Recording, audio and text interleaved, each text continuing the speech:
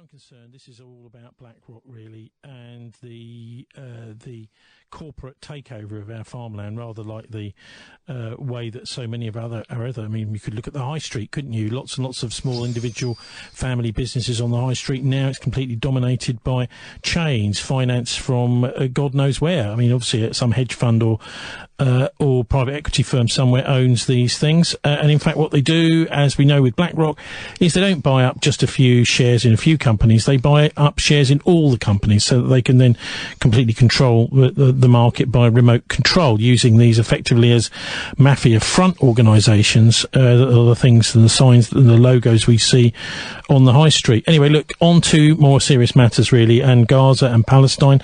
A lady called Dr. Tanya Haj Hassan was at the UN at the end of last week, roughly when we were just before we were doing our last week's show, at the Palestine mission at the UN, and she was explaining the horrific conditions that there are right now in Gaza, and particularly for doctors working in the hospitals. So over to Dr. Tanya Haj Hassan, who shares some pretty distressing stuff with us, stuff she's seen, and doctor friend colleagues working with her in Gaza.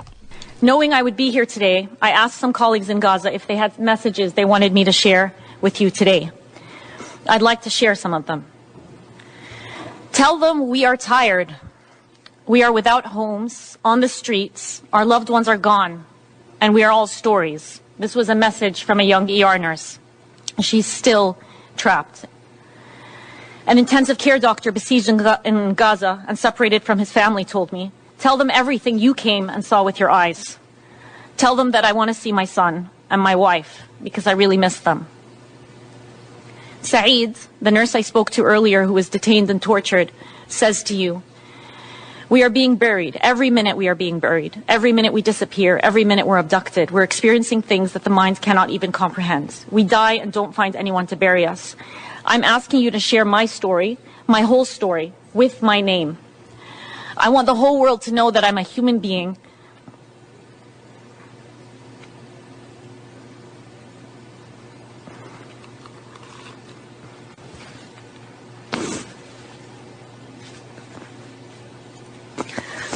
Sorry.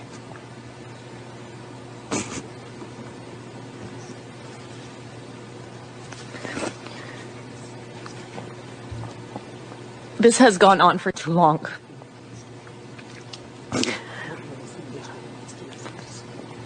I want the whole world to know that I'm a human being. At the end, I am not pen on paper. I'm not anonymous. I'm a human being created by God.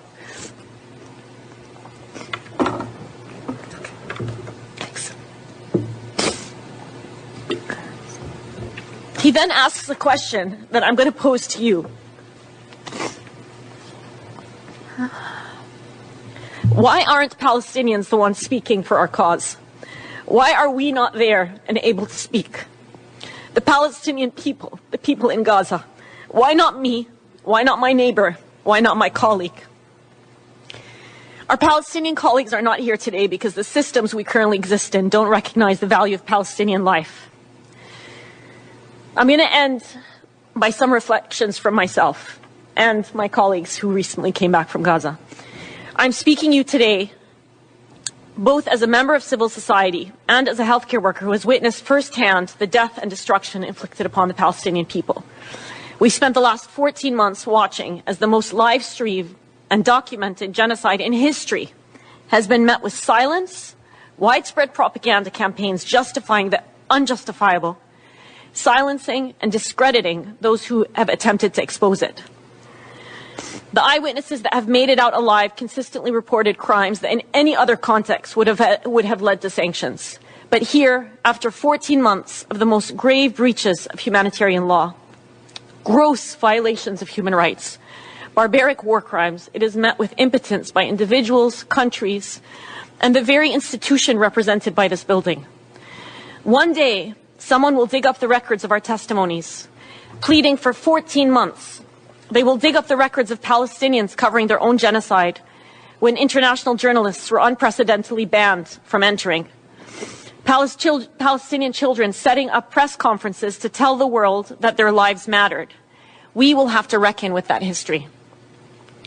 The precedent that's been set in Gaza, as some of my colleagues here have mentioned earlier, it's going to spread everywhere throughout the world. It signals the demise of rule of law. We've already seen it spread to Lebanon. And as one volunteer surgeon said, when I was in Gaza, I felt like it was a prelude to the end of humanity. If solidarity with your fellow humans is not enough of a reason to act, think about how this is going to spill over. This should be frightening for everyone. I recognize that the words I shared with you today are heavy. But these words pale in comparison to the reality experienced by Palestinians for over 400 days and 76 years before that. Palestinians don't need our pity. They don't need our praise. They need our meaningful and truthful solidarity. And there is no time for despair. In the 24 hours that I'm going to spend in this city, at least 60 children in Gaza will be injured or killed. So that's the brave and very articulate, emotional doctor there speaking at the United Nations at the tail end of last week. So I'm joined in the studio by Ben Trowell and Hasina Palestina from the Bristol Palestine Alliance. Hi. Hello. Thanks for coming in. Anyway, so could you just maybe you first, Ben, explain what brought you to this cause? I mean, there's been a lot of criticism of it as anti-Semitic, but I don't think we're going to go there now because much of this has been dealt with, and it seems to me that it's just simply an excuse to try to divert people away from supporting the Palestinians. What we're witnessing is quite obvious to me, and Amnesty this week has confirmed it is a genocide going on. But what brought you to the cause? I mean, I would say being human. I don't think it's anti-Semitic to be pro-Palestinian, and it's gone far beyond just being pro-Palestine. I've been involved for a long time, and I'm lucky enough to have parents who are very, very pro-Palestine and have sort of made me aware of this since I was born.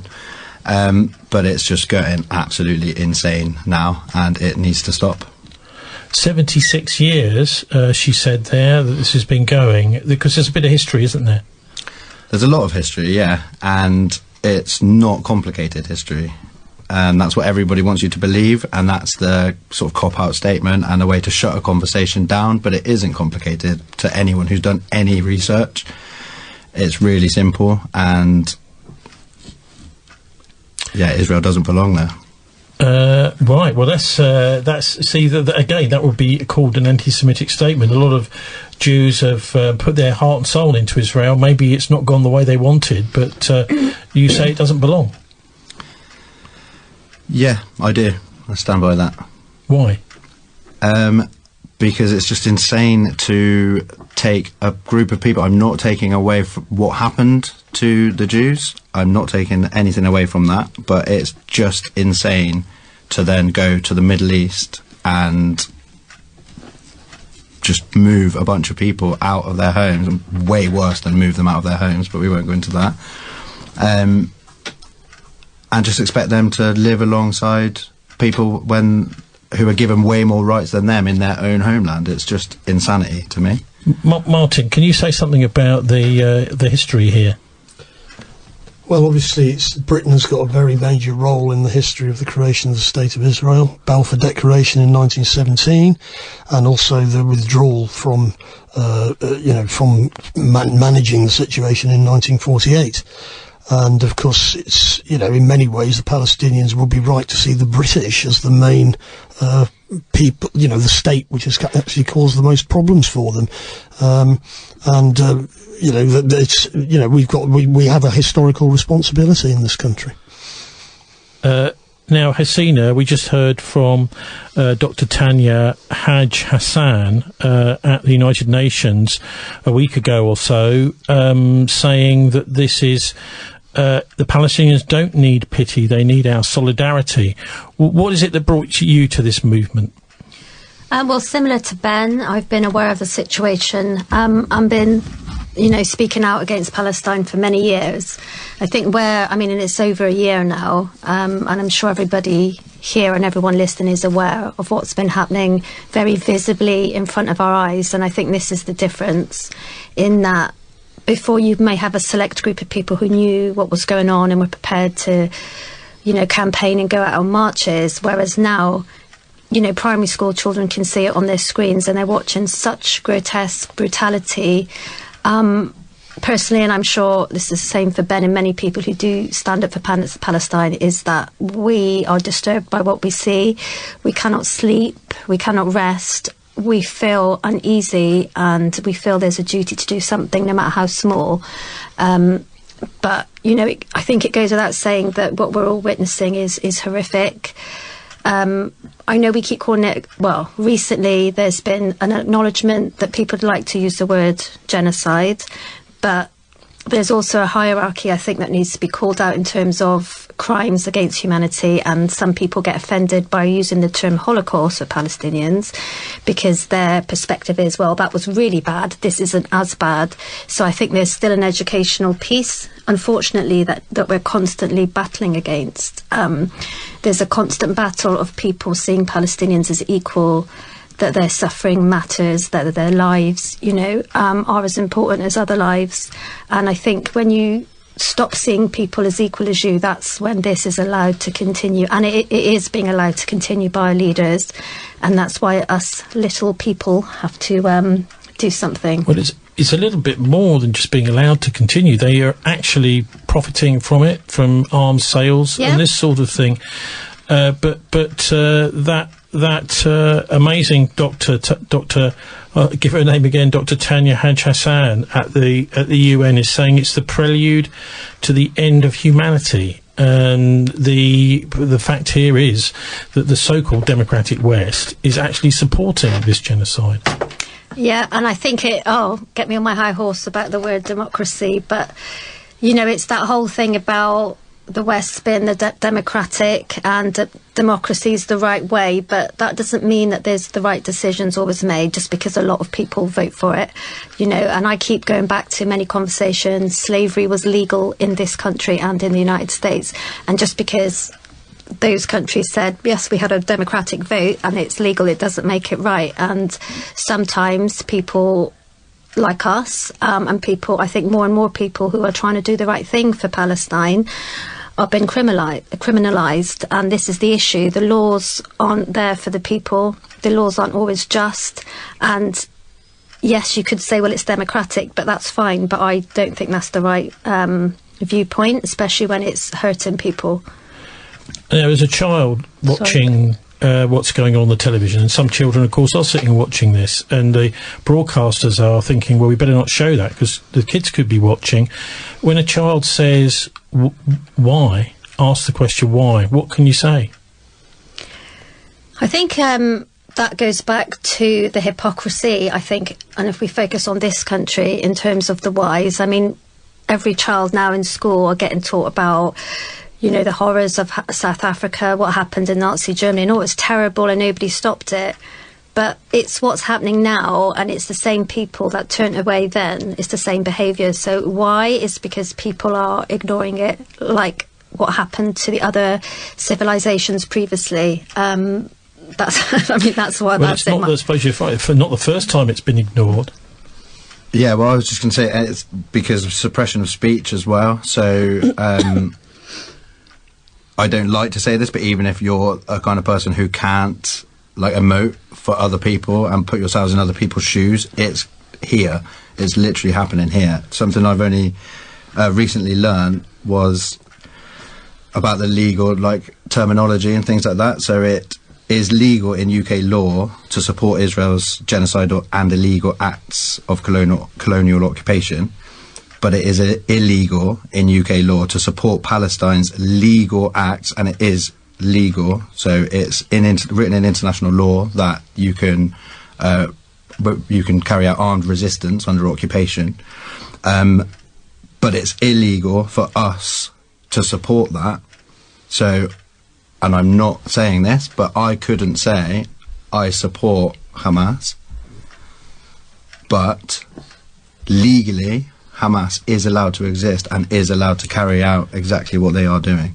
Well, isn't it amazing? Because at the moment we've got you could call them the head choppers. These are ISIS over in, they were called the Al-Nusra, and now they've called themselves something else over in Syria, who are a group which has now taken over some of the major cities in northern Syria. But they're not a proscribed group, even though they are doing summary executions. They are prescribed. Are they? Yeah, but of course they're also supported by Western intelligence. Well, I'm not sure they are. Martin, I'm not sure they are actually. No, they are. IHT, whatever it is. They are on the US terrorism list. British. Not the British list. Well, I presume the British list is not the same. Of course, in actual fact, as everybody knows, they've been put up to what they're doing by the... I mean, they've been saying that the Israelis took some of these jihadis into Israel when they were fighting some years ago and gave them all medical treatment. There's a picture of Netanyahu shaking their hands. So, in other words, these far extreme Salafist terrorists are, in fact, a creation of the Saudis and the Israelis and the Western powers. That's who they are. Yeah, 100 million%. But you're talking about prescribed. They don't even have. So the government doesn't even have to evidence. They just add them to a list. They don't need to provide any evidence. They could add the Girl Guides to a list. That's what I'm thinking. The Boy Scouts could be proscribed. And if you say anything that supports the Boy Scouts, then you could be jailed. Exactly that. And then it doesn't matter how much evidence you bring to suggest that they aren't terrorists because they are on the prescribed list, then you're down, you're out for supporting them. Well, I'm really glad that you guys have organised a public meeting about this, which we'll be talking about a little bit later. The various victims, I don't know if you could talk about people who've become victims to this idea that any support for Hamas, for example, is potentially an arrestable offence and become a crime in Britain. I mean, I look at the support for the Israeli genocide. I think, well, that actually is a crime. The police seem to be very arbitrary about which way they go. They could be arresting, for example, the Prime Minister for supporting genocide, especially now the International Criminal Court has been making pronunciations. I'm not talking about just amnesty here, about genocide or not, and they could interview the Prime Minister under caution for supporting genocide by arms deals and arms contracts, but they choose not to do that, the police. One person they have chosen to charge is the first Jewish activist to be removed from the Labour Party, expelled from the Labour Party for anti-Semitism. That's the Brighton activist Tony Greenstein, and I spoke to him yesterday on this very topic. My name is Tony Greenstein. I've lived in Brighton for 50 years. I've been an anti-fascist activist all of my adult life.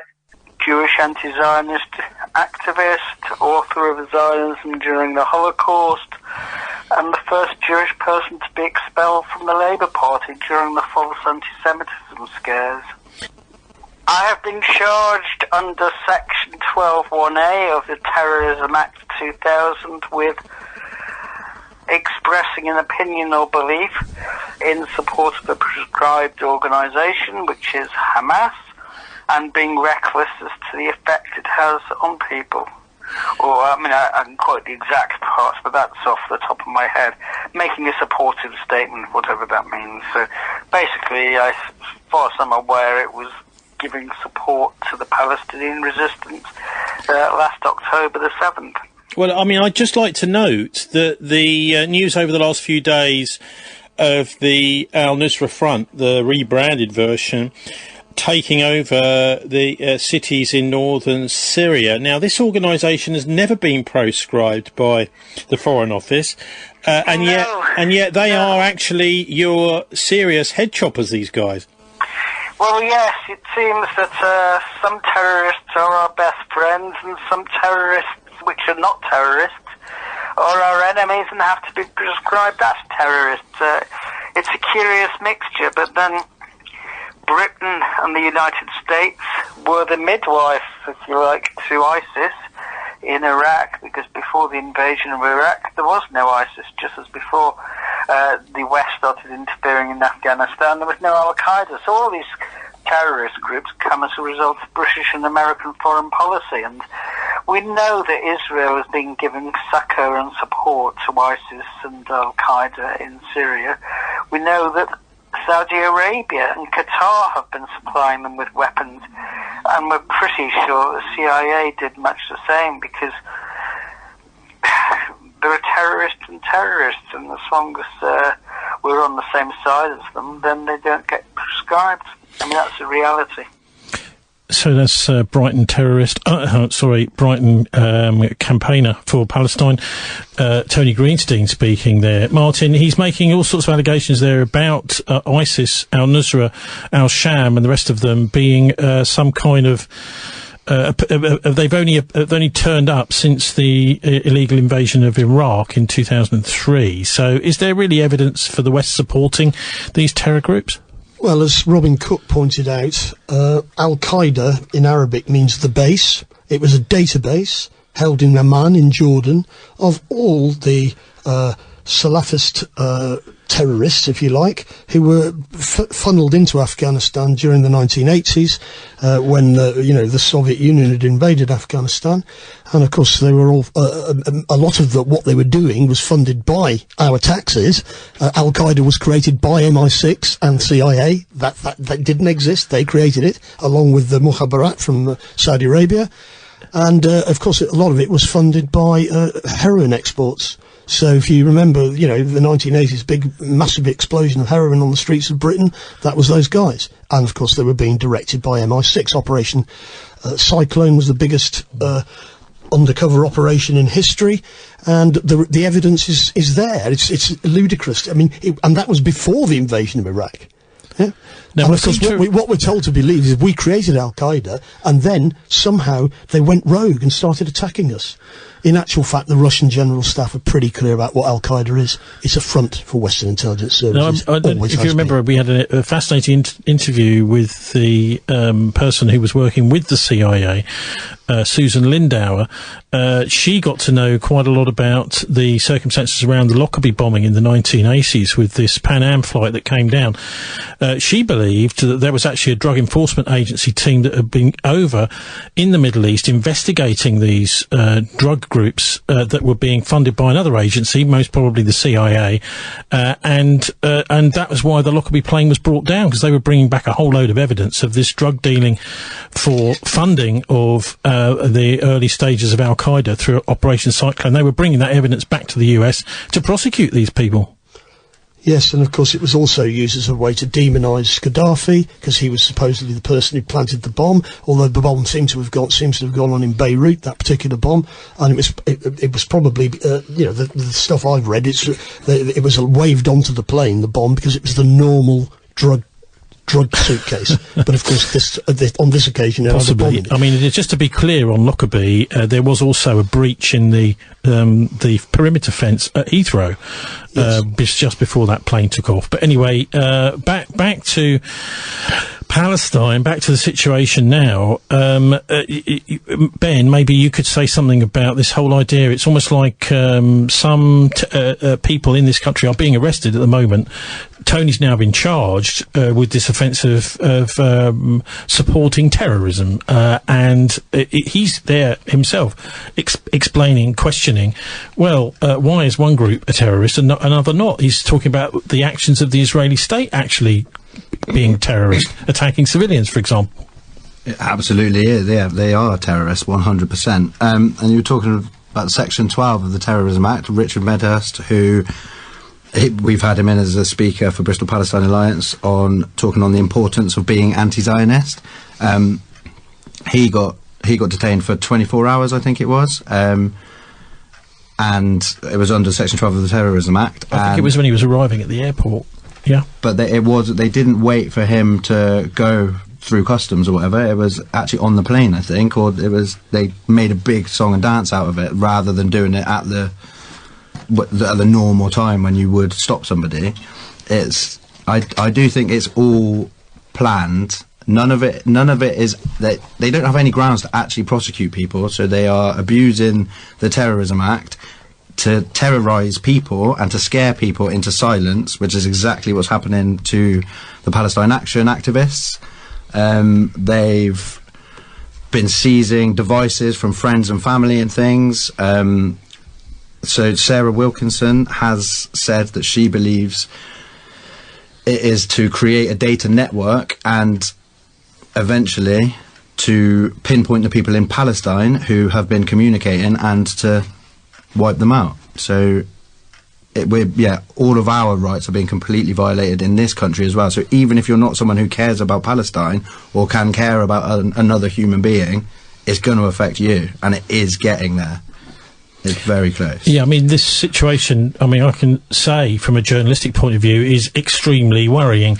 And maybe that's the whole point, is a sort of to have a chilling effect. I mean, I can say for one thing, it's not going to stop me doing what I do, even if I do end up in jail, being grilled by some silly policeman who's literally working for genocidalists.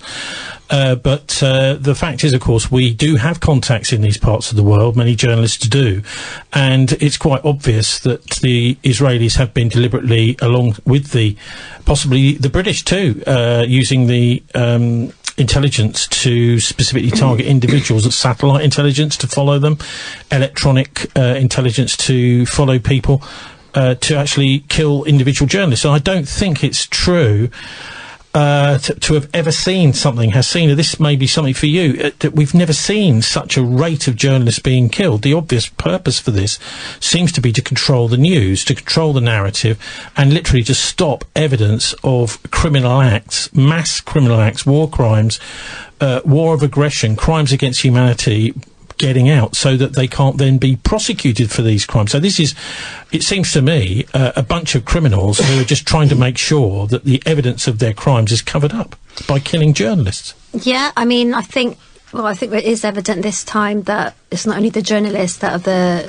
the large amount of killings, there's also medics. There's sort of, statistically, they're winning on the most maniac and genocidal kind of tyrants, compared to other genocides and wars that people, and, killing children. But bringing it back to this country as well, around the terrorism law, maybe we need to get a new meaning. I think from Ben was saying, it's making me think that law is actually for the government to terrorise people. But that law is absolutely to intimidate people, to shut down conversation. And it started back when when it was only Muslims that were getting, this law was being used against years ago, and it was Muslim houses that were being raided, for being Muslim or looking like a Muslim person. And, our communities went through that years ago, 10, 15 years ago, and they still did in that whole intimidation process. And as Ben said, it is a violation of people's human rights. And so that group got targeted, the Muslim community. That law stayed in place, and now it is. When we say it's been abused, I mean, I don't think it's a good law anyway, because it was targeting Muslim people. So now we're saying it's been abused because now it's happening to other people who are not necessarily Muslim, but primarily, as you said, we're seeing journalists being attacked now, or anybody who speaks out. And it's not only speaking out, it's spreading knowledge, isn't it? It's making people aware of what's going on and how our government is involved. And then suddenly this law's been used to arrest people, take their rights away, as Ben said, steal their devices, intimidate their families. We've got at our public meeting, we've got Emma Kamio, one of the parents of one of the Filton 10, speaking. I mean, she's been subject to terrorism law for being a mother, and so she's been held. I don't know the full details of her story. Thankfully, she's going to come to Bristol on the 15th of December and talk to us. And obviously, with all these people that have been charged, there is an element of being careful. Yes, we have to be a bit careful. So just to about what we say, because we don't want to prejudice a potential jury in these cases. And I had to be, I think, hopefully, I was careful enough with talking to Tony Greenstein as well. We don't want to prejudice his jury. But Martin, can you say something about this whole? I mean, it's almost as if first they came for the Muslims, now they're coming for other people that support, and they're going to be coming for you eventually. So it definitely has echoes with Pastor Niemöller and the Second World War persecution by the SS, the Gestapo, and the Nazis. And I look at some of these raids of peace campaigners, of human rights journalists, human rights activists, as Gestapo raids actually going on in Britain today. Well, that's right, and of course it's a slippery slope, isn't it? Keir Starmer the other day saying there was no moral equivalence between Hezbollah and Hamas and the Democratic State of Israel. And I just think that's absolute rubbish. The State of Israel was created by terrorist organisations, the Irgun, the Lehi, the Haganah. They killed loads and loads of British soldiers and police officers and Palestinian civilians. The state they've created is a terrorist state. And those who speak in favour of that State of Israel, why aren't they being arrested? Because they've killed far more people than Hezbollah and Hamas. Hezbollah is part of the Lebanese government. They're the biggest party in Lebanon. And, of course, the south of Lebanon is their strongest stronghold. That's where most of the Shia community live. And, of course, Hamas is the democratically elected government of Palestine. They won the election in 2006. They won the election in the West Bank and in Gaza. They weren't allowed to take power in the West Bank because Western and Israeli pressure meant that they couldn't do that. But I imagine if there was an election held tomorrow, they would win again. I think it's going to be quite interesting if they do take any of these people to court, because I suspect that juries in this country will not convict. I think that's why they're not taking them to court. And I think, if Tony Greenstein goes to court, I'm pretty sure he's going to be able to persuade a jury in Brighton that he's entitled to his point of view. And I can't see how the judges are going to try and make the jury convict in this case. Well, it'll be interesting to see. So let's go back to Tony. And I asked him about this whole business of one man's terrorist being another man's freedom fighter. I mean, it was Margaret Thatcher's Foreign Secretary, her first Foreign Secretary, Lord Carrington, who said one man's freedom fighter is another man's terrorist. And that's absolutely right. It depends on what perspective you're looking at it. After all, the Nazis branded the French resistance and the Polish resistance as terrorists, but we wouldn't consider them anything other than freedom fighters. So it just really depends on what side you are. So, for example, in Ukraine, the former terrorists at the Azov, the neo-Nazi Azov battalions, suddenly became freedom fighters at the drop of a hat.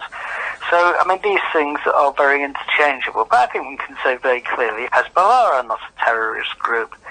I define terrorist groups as those who plant or drop bombs in the middle of civilian targets.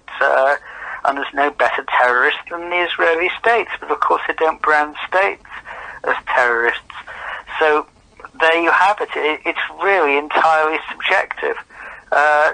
And that's the hypocrisy which lies behind all this. I mean, there are terrorists. ISIS is certainly a terrorist group.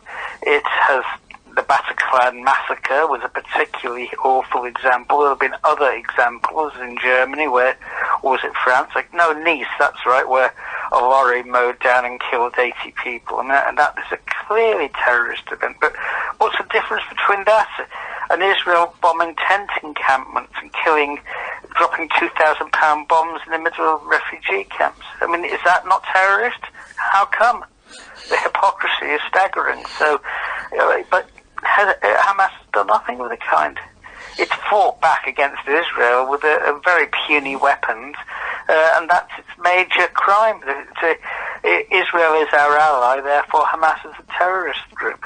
Nothing more. Anyway, look, we can cheer hooray here in Britain because we're protected by the stalwart MI5, the security service here in Britain. We've just had the news that those 300 or so victims and families of those who were killed in the Manchester Arena bombing in 2017 in the run-up to that general election, they were told, well, you're going to have to wait until the inquiry's finished before you can sue MI5 for damages, and then they're told immediately as soon as that happens that no, they won't be able to. Yes, I mean, that's the total awfulness of this, of course, because we know that his name was Abbadi, wasn't he? He was a Libyan. He was basically a double agent of MI6. They sponsored him to go fight with these terrorist groups against Gaddafi, and in the course of that, he seems to have turned against them and then carried out the Manchester Arena bombing when 22 died, and I don't know how many people were injured.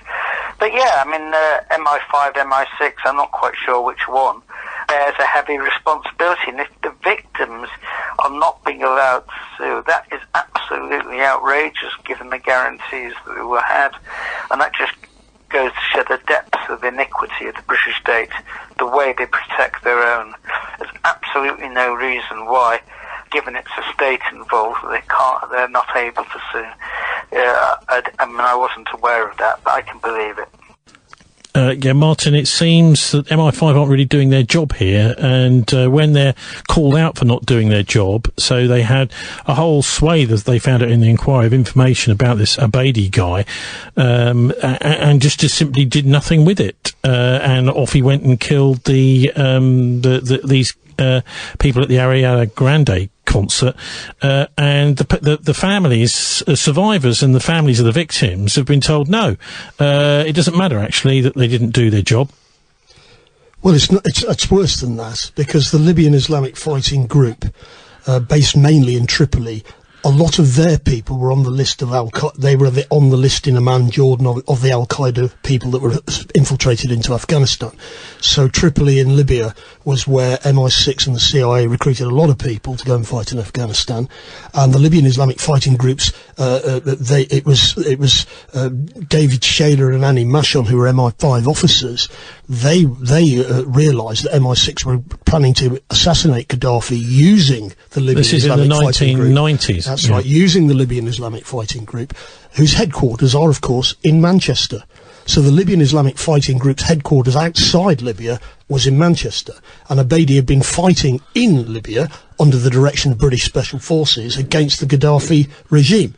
And MI5 and MI6 are deeply implicated in all of this Salafist terrorism, because the Saudi Mukhabarat work very closely with MI5 and MI6.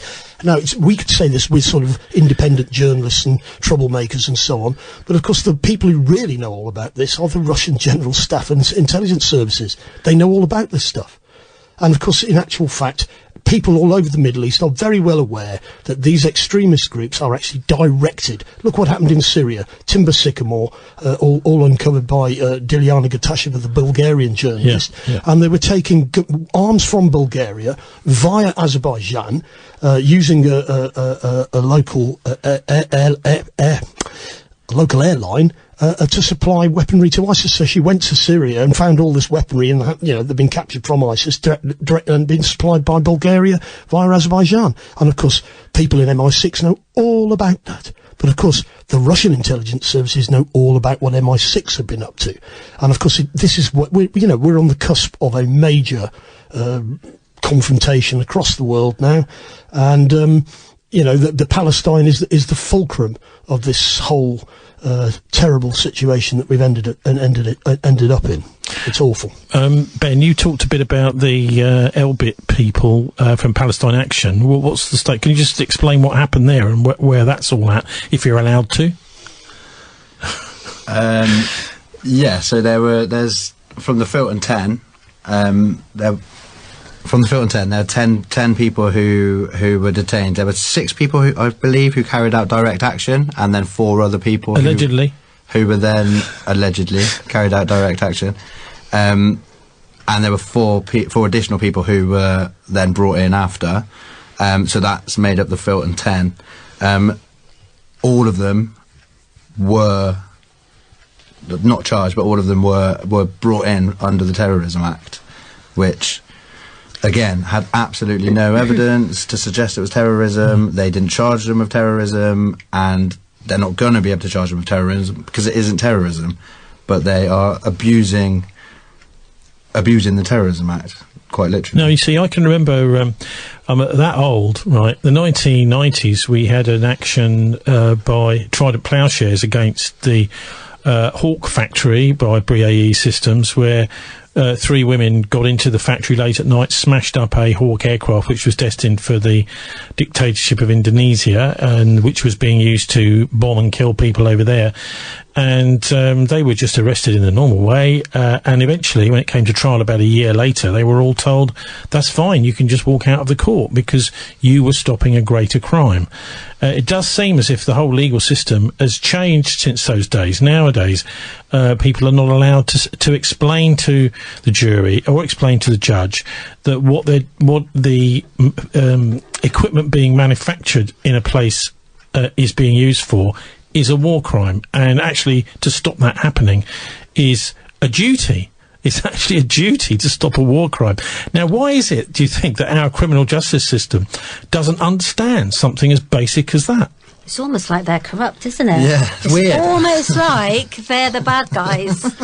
And Palestine Action wouldn't exist if, if the bad guys weren't allowing death and murder to continue. That could be it. That could be part of it. You might be onto something. I might be onto something there. So have these people been released on bail, or what's the situation with them? I don't know. Do you know? I'm not 100% sure. No, because there's been very little. I think they're still being held at the moment, aren't they? They're not out. Yeah, because this all seems very strange to me. What they've done is a form of direct action. It's certainly not terrorism. To say, for example, get into a building and break a motor. Why is that terrorism? It's not. You're not harming anybody. What you're doing is you're not even really in the proper sense of the word using violence. This is destroying an inanimate object, which is not hurting anybody. What you've just brought my mind to again, and it's the language that's used. So, the word terrorism, a lot of people just think of Muslims. So when there's a crime, when there's a murder or something happening, the stabbing in London, police release a statement saying, please don't believe it's terrorism related, and everyone goes, oh, okay, there's no Muslims, and the Muslim community go, oh, God, thank God there's not. Even though they're not using the word Muslim, when there's that statement around terrorism, everyone knows that that's kind of code for there was no Muslim people involved, and that's been the case for many, many years, and that's part of, the Islamophobia that's also in this country at quite a government level that no one wants to talk about.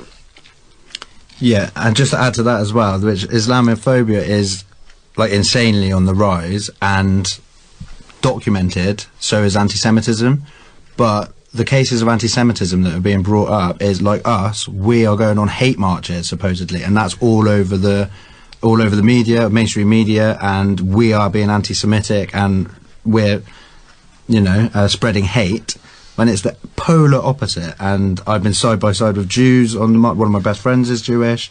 Like, it's just insane to call it anti-Semitism. They're not even Semites, but let's not go there. Seems to me maybe that the press is responsible for a lot of this. The twisting of words, the ignoring of certain bits of evidence that's not. What do you make of the media coverage? Is there any good examples, bad examples out there? Ben, maybe? There's loads of great examples of the media. There's absolutely no good examples of the mainstream media that I can think of. I think the mainstream media, I don't follow the mainstream media in any way, shape or form now. Yeah, no, I don't. That's why I can't really comment. I haven't watched. Only to see what the enemy is doing, kind of thing. I really don't watch it at all.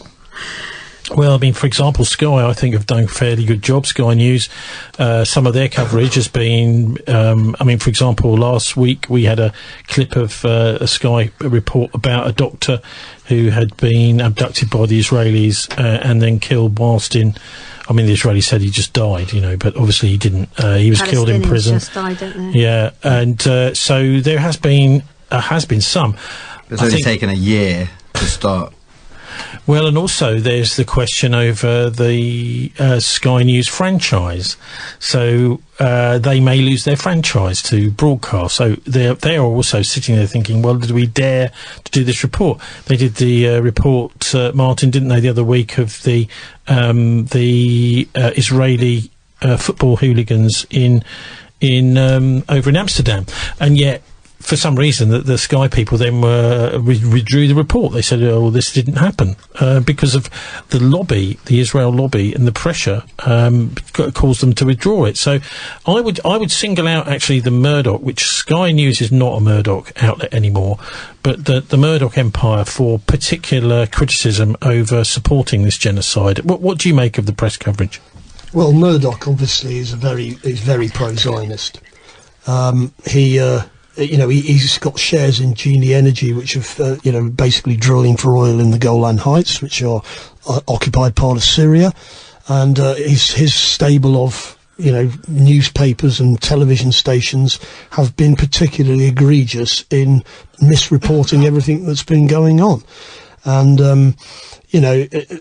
as Ben and Hasina have been saying, all this stuff about, hate marches, if you saw what happened on the Remembrance Day parade last year, it wasn't actually on Remembrance Day.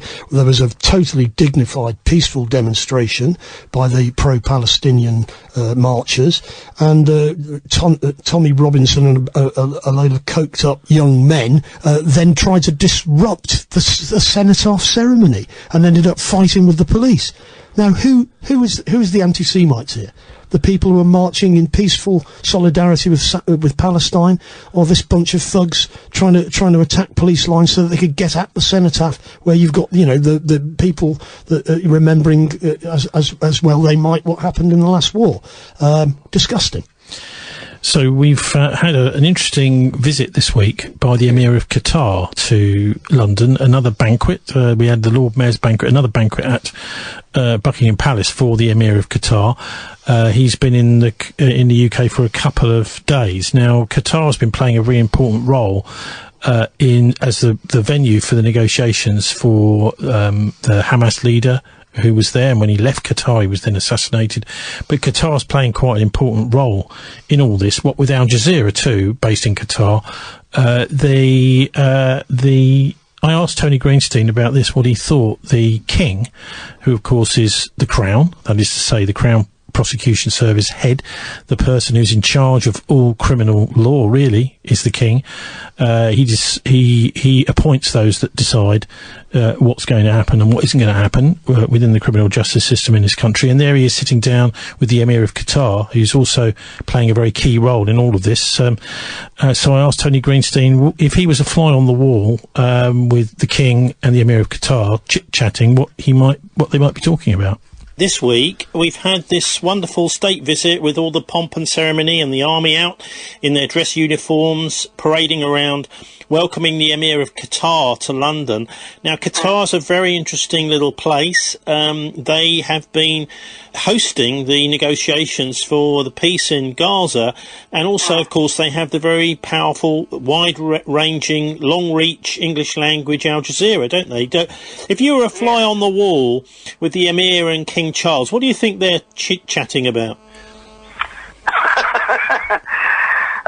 I wouldn't hazard a guess, but I imagine the Emir is reassuring Charles that we're all on the same side. I mean, it's the one thing to his credit that Al Jazeera seems to have been left relatively free to report in the way it has. It is a breath of fresh air compared to the BBC, the ITV and not CNN. So that's probably the one good thing he's done. But when it comes to places like Syria, he's in the same bed as the Saudis. I mean, I know that Saudi Arabia threatened Qatar, and its very independence was under threat at one time. But nonetheless, it has, I think, the biggest American base in the Middle East. So make of it what you will. Okay, people want to follow this so-called court case if it all goes ahead, Tony. Any recommendations of places they can do that? Yes, well, I'll be at Westminster Magistrates Court. I think I've got it shifted to the 19th of December, 10 a.m, and there will be a demonstration outside. So I advise people to go along because, when they start using terrorism against dissidents, you've really got to watch out for your own liberties. Yeah, Sarah Wilkinson, she doesn't strike me as your typical terrorist. No, she doesn't strike me at it either. I mean, it's clear that the terrorists police, or the anti-terrorist police, if that's what they are, see their role really as clamping down on dissent, not as finding terrorists. It's curious that, but then we've always said the anti-terror laws aren't really about terrorism, because nobody has ever been caught or prosecuted as a result of those laws. That they're useless in the fight against terrorism, because of course, you know, I mean, someone who's a terrorist will be charged with murder. I mean, the ordinary laws are more than sufficient. So these extra powers are about strengthening the state against dissidents, nothing more. Yeah, I suppose the irony is that much of this terrorist legislation came in under the war criminal Tony Blair. Well, naturally, yes, it takes a war criminal to pass legislation like this. Is there anywhere, do you think, would be a decent place, a good website, a news site or whatever, to pick stuff up? Because obviously this sort of case is not reported very well by the mainstream press, is it, which tends to follow the establishment line? You can follow the Canary, you can follow Squawk Box, and there are various others. But so, the Network for Police Monitoring, NetPol, that's one. Tony Greenstein, thanks very much for joining us again. Okay, take care. Bye. So that's Tony Greenstein. I think we should join NetPol, Martin, the network for monitoring the police, particularly this guy, Matt Dukes.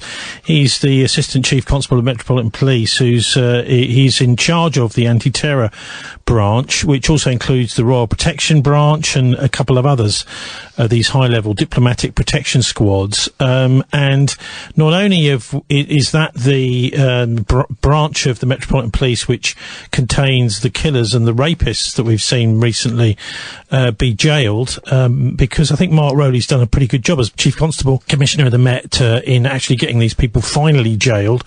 But we know here from our former policeman colleague, Tony Roach, in South Wales Police, that he presented Matt directly with evidence of police corruption going on in South Wales Police, and Matt refused to take the papers, refused to acknowledge that he had that evidence. So he's obviously turning a blind eye to corruption within his own ranks. Yeah, and I believe the operation where they've been arresting these people, like that we've been saying, it's called Operation Relentlessness. Is that what it is? I think that's what they called it, didn't it? Operation Relentlessness. So this is it's very sinister, isn't it? As Tony Greenstein pointed out there, you don't need to have specific laws against terrorism. If somebody goes around and plants a bomb and kills people, you charge them with murder. And it reminds me of what went on in the Troubles in Northern Ireland, because anybody who expressed any support for the Provisional IRA, the Provisional IRA was a banned organisation. The Ulster Defence Association, on the other hand, was not. Perfectly legal organisation. And, of course, in practice, lots of people did vote for Sinn Féin, and they still do, in the north of Ireland. They're now the biggest party, and, of course, Michelle O'Neill is the First Minister. And the terrorism bill itself, when it was brought in, I mean, it's extraordinary. What it basically says is that if you are an intelligence agent, a military person, or the police, you can break the law if it is in fulfillment of your duty. Now, if you took such a bill to the Duma in Russia, they would laugh it out, because, because of the history of the country, there's absolutely no way that the Duma in Russia would pass a law to make the intelligence services above the law, including up to and including murder. Well, actually, why would anybody pass a law like that? It was even the Environment Agency. There's a whole list of government agencies that were included in that. They can break the law, apparently. That's right. Well, I mean, why would you deliberately create a situation where certain privileged parts of the state are above the law? Now, we all know that intelligence services probably do get up to stuff which is a bit dodgy, but you don't want to give them a blank cheque. Why would you want to give them a blank cheque? And when the Tories passed the Act, the Labour Party abstained. They didn't even vote against it. And, of course, they haven't repealed it now that they're in power. And, of course, this is a slippery slope. This is exactly how Nazi Germany was gradually totalitarianised, step by step. Quite right, yeah, good warning. So before we get away from this business of... Because I think Qatar is quite an important place. What with Al Jazeera, what with the negotiations for the ceasefire, if it's ever going to happen, over in Gaza, and to have the Emir here this week. Let's have a little listen to the reception that he got when he arrived here in London, the state reception. And the Prince of Wales is making sure that Sheikh Jawaha gets the chance to meet all these people too who have lined up on behalf of the United Kingdom to underline quite what an important moment it is for our relations with Qatar. Meeting the Major General commanding the Household Division, the Commissioner for Police of the Metropolis, as the title goes, and finally the Lord Mayor of Westminster. The King will now lead the Emir to the centre of the pavilion, and the national anthem will be played. And the Princess of Wales takes her place as the salute is given.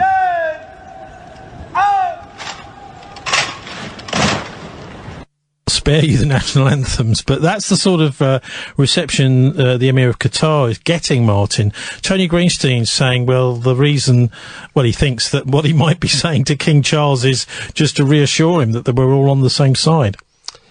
Well, of course, all of these states, these Gulf states, were created by the British imperialists. They created Saudi Arabia, they created Bahrain, they created Qatar and the United Arab Emirates. And of course, in Bahrain, it was a British colony until 1971, and we handed it over to the Al Khalifa family, who are Sunni, even though the majority of people in Bahrain are Shia. And of course, when they had a bit of an uprising in 2011 to try and change things in Bahrain, the Saudi army came over the border straight away and crushed it with ruthless determination. You've had pictures of them bulldozing Shia mosques and so on, and these are our allies. And of course, there's no democracy in any of these countries. Most of the people in these countries who are there are workers, guest workers, who vastly outnumber the local population, many of them who don't have to work because they just get paid to be a member of the royal family. And of course, that's Britain's role. Britain created all of that. And of course, Britain has been very heavily implicated in the support of the Saudi military in destroying Yemen over the last 10 years. British military personnel are embedded with the Saudi forces, and of course they're helping them with targeting to destroy the Nasrallah movement, which of course is still in combat with us. You know, they've been firing missiles at British ships and at US ships. The US aircraft carriers have all had to withdraw because, in actual fact, they stay around in the area, they're going to be sunk by the Houthis, Nasrallah, and of course they're also firing into Israel. And there's nothing, I mean, basically, there's nothing much the West can do about it. They've had to withdraw. I mean, the British destroyer that was there, they had to withdraw it because, they can't actually, they can bomb, they can kill people, they've been doing that. We're involved in it. We are at war with Yemen, the poorest country in the Middle East. We are bombing them from Akrotiri in Cyprus. And of course, the Akrotiri base in Cyprus is only there, just like the Gulf monarchies, because the British insisted on having that base, even though the revolutionary movement in Cyprus, which was trying to drive the British out, AOKA B, they fought a war against the British. They killed plenty of British soldiers, a bit like the Israelis did. And so that's we're paying for that base in Akrotiri. Yeah, our taxes go to pay for that base. Have we got... just so that you know, everybody's getting a kind of buzz on their phone. I got one, then Dave got one, now Ben's got one. What's it saying, Ben? I just stopped Deleted it. Yeah, me too. It's just the oh, it's a red warning for the weather. Oh, right, so we're all being told... Western-super-Mare is a little bit of extra weather. Oh, right. This is what we're talking about. Thank God for all this technology. No incoming nuclear strike then. Okay, that's good. So, Ben, just to take us back to Gaza, particularly for a minute, the latest there is that the United States has denied this claim by Amnesty, statement by Amnesty, that is most definitely genocide going on there. This is the Biden-elected government. I suppose we've got a new Trump regime, whatever you want to call it, coming in. Do you think it really makes any difference who's in charge of this American empire? Because they are financially backing Israel to the hilt, aren't they? They're definitely financially backing them. I would like to say it does make a slight difference, but let's face it. I mean, Trump was saying that he's not looking to continue all these foreign wars, as he puts them, even though they're his wars. As soon as he's now in, he's completely changing that. He's definitely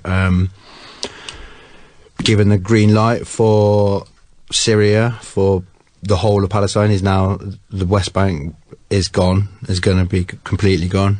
I would like to say it does make a difference, and you as an individual can make a difference, but no, not with the current situation at the moment. The two leading parties are, it's the same end result for Palestine and for our freedom of speech, unfortunately.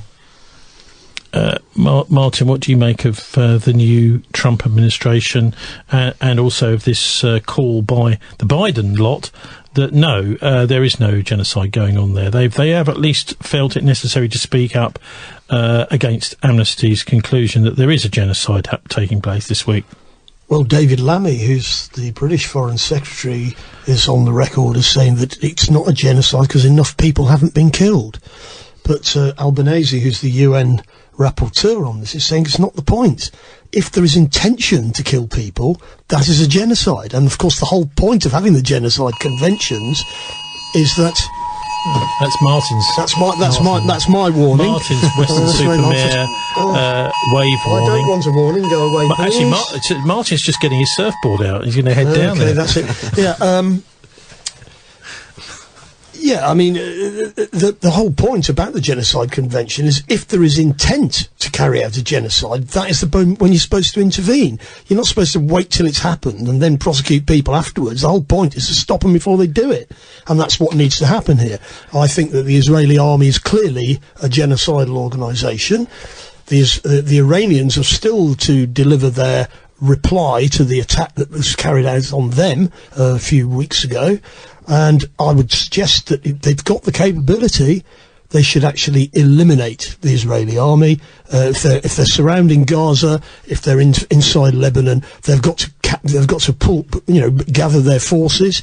And as we've seen from the Ukraine, a line of tanks these days is an absolutely easy target. And from Iran, they can blow them to pieces. Just like the Ukrainian army has been destroyed, 500,000 are dead. The Israeli army hasn't even got 500,000. Maybe it's time, if they're not going to negotiate, it's time to fight. If the American armed forces are a bit disillusioned with wars, which many of them are, do you think that this whole tactic of using proxy armies around the world is working, is going to work? Well, they've been doing it for years, so that's what's going on in Syria right now. The Israelis are behind this as well. I mean, the timing is very suspicious, isn't it? They just got this ceasefire underway in Lebanon, and immediately the Salafi terrorists on the Turkish direction, because they're part of NATO, start attacking in Syria. And of course, this war is now spreading. It's continuous from the Ukraine through Kurdistan in Turkey, into Syria, into Iraq, down to Yemen. There's just one war evolving now, one big one. The latest in Gaza is the Israelis have killed 48 Palestinians in the last 24 hours. It's almost as if the news media doesn't cover this because the same number of people are dying every day, so it's kind of dropping off the news. Many of them, of course, do try. Sometimes the stories are spiked as well, so someone's decided that something else is more important, like somebody not being able to present MasterChef. It's also just worth noting that this is all in a ceasefire, quote-unquote ceasefire, and Israel, it was 52 times in a week, the last time I checked. Yeah, they've just ignored it, haven't they? Well, exactly. So it seems it's only a ceasefire for anybody else. Israel can do what the hell they want. Well, so in the north of Gaza at the moment, this is antiwar.com reporting a death march from Bet Lahia. Hossam Shabbat reports from northern Gaza on Israel's mass expulsion campaign. A 23-year-old journalist with Al Jazeera is one of the few reporters to have remained and survived in northern Gaza since Israel's genocidal assault began 18 months ago. His bravery and dedication to covering one of the most brutal military campaigns in recent history, dodging bombs and bullets, is almost beyond comprehension. Hassam has witnessed untold death and suffering on a daily basis, displaced over 20 times. His colleagues have been killed in front of him. Last month he was wounded in an Israeli airstrike. He's among 6 Al Jazeera journalists the Israeli military has publicly accused of being terrorists. He recently said he feels hunted. And so he has actually... Martin, can you say something about what these death marches are? Because this is a term we haven't really heard much before. Well, I think the original death march was the Cherokees, wasn't it? Andrew Jackson made them marched into the west, and they all died on the way. Northern Gaza, the Israelis are clearly going to annex it, and they've told these people to leave, otherwise they're going to all be treated as terrorists. I think they're not going to leave. I think basically the people in Northern Gaza realise there's nowhere to go, and they're just sitting targets where they are. But of course, as we speak, the Hamas fighters are still in the tunnels, and they're still capable of fighting. The Israeli army haven't managed to get into the tunnels and do anything to them. Isn't the principle... They keep coming, they keep popping up. If you look on social media, you will see they keep popping up and having a crack at the Israelis, and the Israelis aren't really able to do much about it. Isn't the principle of the death march the idea that you're forcing people out of their homes, forcing to march to somewhere which is nowhere safe to be, and they'll probably be killed there? They might not be killed immediately. I think it's pretty clear. The original plan was probably to try and push everybody into Egypt, but the Egyptians wouldn't open the border, and therefore there's nowhere for anybody to go. Everybody can't go into the tunnels, so they're going to try and kill everybody, and we're just going... I mean, of course, they're killing them by starving them as well. This is another... it's not just bombs and bullets, is it? It's an absolutely appalling situation. And the British government is absolutely complicit in all of this. Well, it is absolutely disgraceful. It's an insult to Britain's war dead in 2 world wars. That's what it is. So before we hear about this public meeting from Ben, I'd just like to play a final clip, which is from the Israeli military. They have been basically... I find it a bit difficult to stomach this, because they're doing some sort of Women's Empowerment Day by saying, isn't it good how many women are now in the Israeli Defence Forces killing Palestinians? Let's have a listen to this report. The 25th of November is the International Day for the Elimination of Violence Against Women, and the Israeli forces decided to share this video. I have a voice, and I'm not afraid to use it. I have the power to be exactly who I am, to live life the way that I want, however I want. I can laugh. I can fly. I can fight. And I will fight to protect our women. We will keep fighting for them, for us, for every Israeli woman to live freely. Fight for women, fight with us. Since the 7th of October attack, the number of women applying for combat positions has doubled compared to the same period in previous years. As of 2023, about 40% of Israeli soldiers are women. So there's a promotional video there interrogated by someone else. I'm not quite sure who it was. But anyway, the Israelis are now promoting this as I can fight. This is women's rights. Well, I mean, the Israelis, the women have always fought in the Israeli armed forces, as that's one of the, that's one of the things that and of course, all men and women of military age are in fact legitimate combatants. So many of the so-called hostages are in fact prisoners of war, whether male or female, because they're all basically reservists if they're not actually serving in the army at the moment. And and of course there are thousands and thousands of Palestinians in detention who are being brutally tortured and murdered, and they're not hostages, are they? What are they? It's just that the whole framing of all of this is, we are middle-class people here in Israel. We have credit cards and we go on foreign holidays. We're like you, unlike these rubbish people, the Palestinians, who live in shacks. And, they're just not like us, are they? They're not human. They're animals. That's the mentality. Well, I think there is also, it seems to me, a bit of a pushback in the mainstream press, maybe mainly Sky News and even at the BBC a little bit, to try and do a bit more balance. But certainly the Murdoch press, that is to say things like Talk TV, Times Radio, all these sorts of mainstream outlets are incredibly pro. So the thing to do, of course, is phone up Talk Radio and tell them it's a genocide. At least, even if it's just to explain why you think it is. To read out some of Amnesty's report, for example. Are they terrorists? Maybe Amnesty are terrorists if they're supporting Hamas. Who knows? Anyway, Ben, this public meeting you've got going, I think is so important, this matter of misuse of these laws by the police, particularly by Matt Jukes and his squad of rather discredited, many of them, police officers are now doing time. So can you just let us know what's happening, when? Yeah, thanks. It's, so we've got a weekend of solidarity for activists on the 14th and 15th of December. So the Saturday is a rally up at Albert, and that's at midday at Albert in Filton. And then Sunday the 15th is our public meeting. The title is UK Abuse of the Terrorism Act. Like Hasina said earlier, we've got Emma Kamio, who is the mother of Leona Kamio. We've got David Miller, who's from Palestine Declassified. Well, yeah, he's a sociologist who was booted out from Bristol University. I do wonder, because I met him many years ago at Strathclyde University, where he asked me to come up and do a talk about the Bilderberg Group to his undergraduate students. And I thought, wow, this is an enlightened sociologist, and he worked his way down to Bath, I think about a decade after that, and then to Bristol, where he had his career destroyed by the great and the good of Bristol University, who now seem to dominate the city with their student flats, and they seem to have loads and loads of money from the student grants to sort of do whatever they want round here, even shoving the arena out from Temple Meads out to the outer darkness of Filton.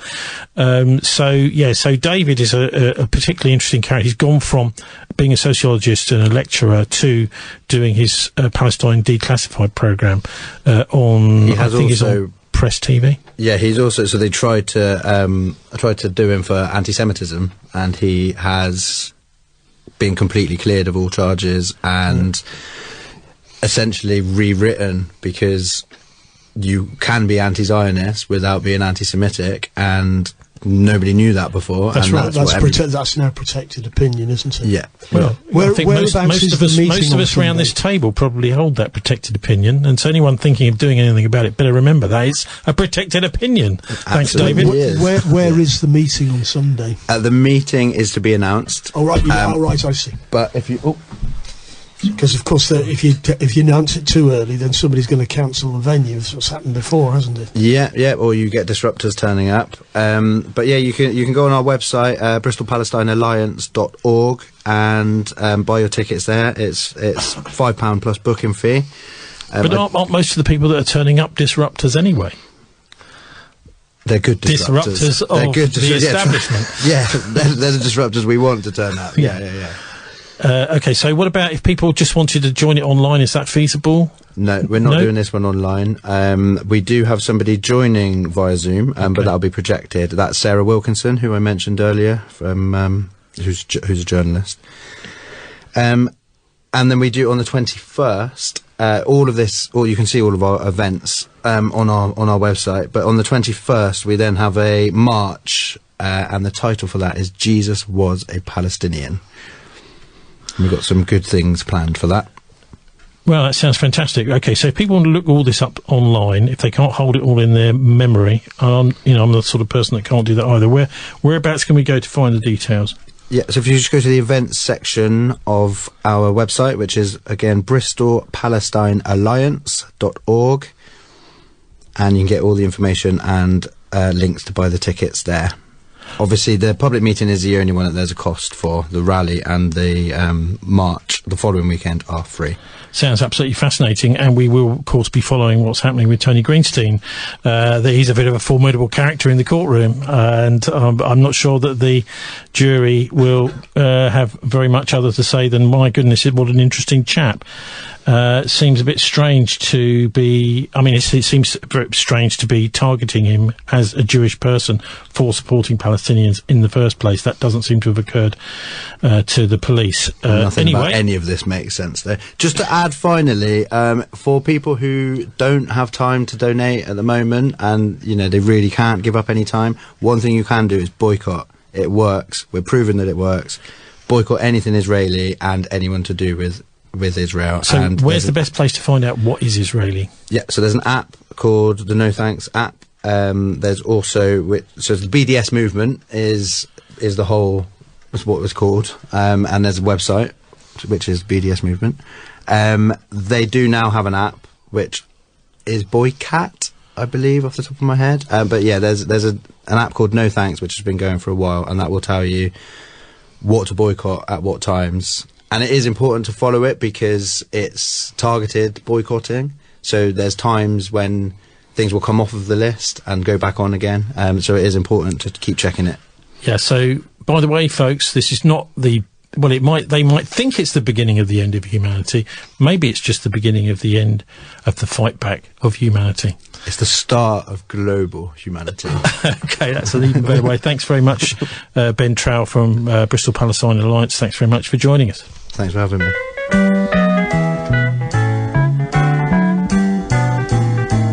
Welcome and listening to a radio station where the mighty hosts of heaven sing. Turn your radio on.